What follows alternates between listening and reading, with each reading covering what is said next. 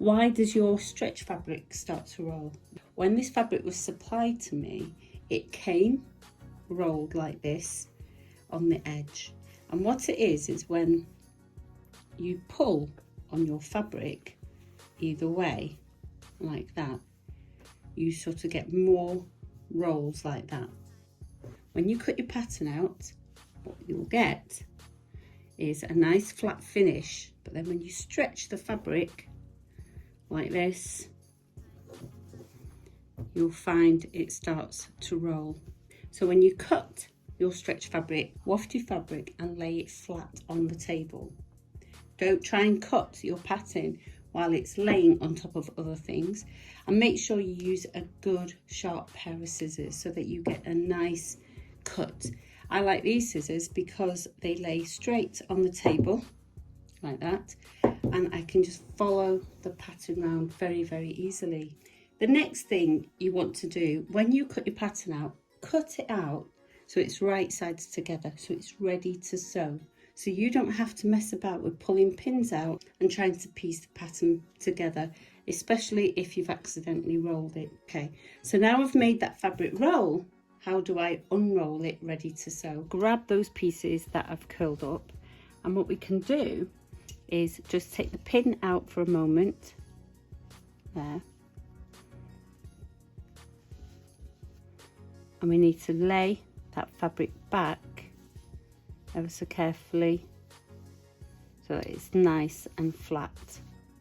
Okay, that might hold. If it doesn't hold, what you need to do is just hold on to it with your other hand, and it's full steam ahead. Press that down and then grab a clapper. A clapper is a very useful tool, underrated, underused. And what happens is when I release that, I'm back to, I can shake that about and I'm back to a nice flat fabric. There we go. And then we just place the pins back so it's ready to sew.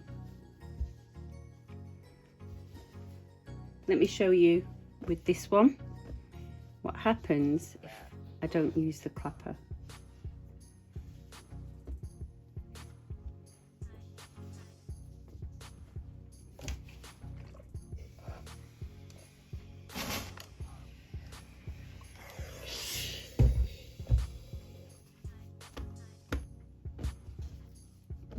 And it curls back up. So you need a clapper really to help you. You can leave it a bit longer. You see how it curls back up. So grab a clapper. All this clapper is a piece of wood that I've cut and I've rounded and smoothed it out with some sanding paper. My next tip for making sure you sew a beautiful finish, you want to be using a jersey needle.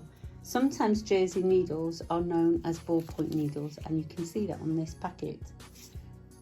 You don't want to be using the stretch needle. Stretch needle is for things like scuba, spandex, lycra, that kind of stuff that you use on swimming costumes and on dancewear. What you want to be using is the ballpoint needle, also known as the jersey needle. That allows the needles to pierce between the fibres rather than through them. When you get to a stretch fabric has usually a 4-way stretch, so you have a more tighter weave, so you need something a little bit more pointy. A pointy needle going through wool and cotton knits will probably damage your seams. You won't be able to tell straight away if you use the wrong needle, but after a few washes you'll start to see that the seams are laddering.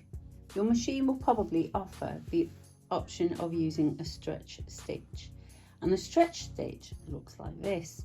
What that allows is for your fabric to be sewn looking like a normal stitch, but it then stretches and the seams don't pop. Sometimes we have the lightning bolt stitch. If you don't have either, then just use a regular zigzag, just like I have here. So now I've changed the needle on the machine and I've got some good quality thread, because that's very important too. I need to make sure I've got the correct setting on my machine for a stretch stitch. So we need either the blue or the red straight stretch stitch, or we need to use a zigzag. On this machine you don't have a lightning bolt stretch stitch, and that's fine. So let's go for this triple stitch, and we're going to use either S1 or S2. The width doesn't matter of our stitch, but we will center it. If you don't have a walking foot for this project, just use your regular foot, but a walking foot comes in really handy when you've got thick layers or stretch fabric. We're going to do it without. When you're sewing stretch fabric, don't start right at the end. Start a little bit further in, about there, and then work your way back, and then work forward. And you'll find you're less likely to get your fabric trapped inside the machine.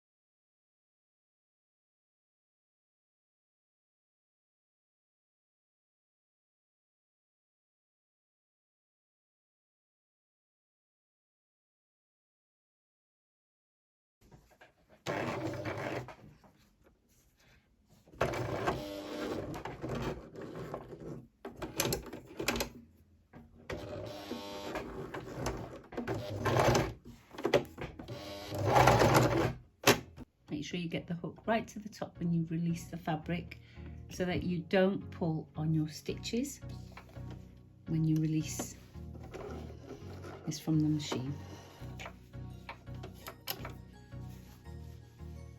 And just make sure this works and the stitches don't pop.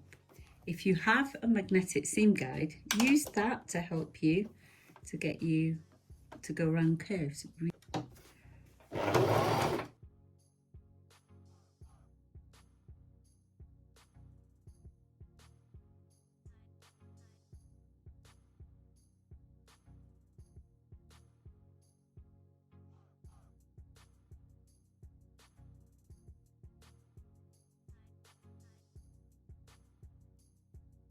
So now that's stitched, I'm just going to trim around the edge so that I have a less seam allowance, and the triple stitch, which is a stretch stitch, will hold the fabric quite strongly.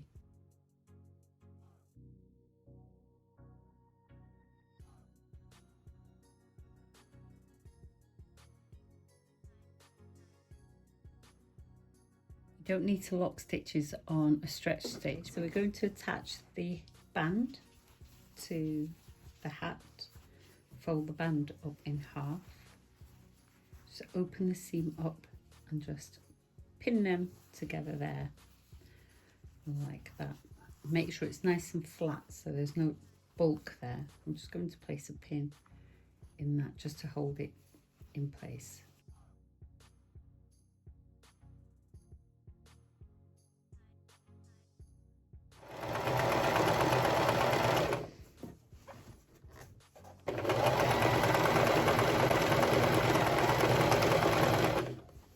Need to help the fabric a little bit if it gets trapped on the arm.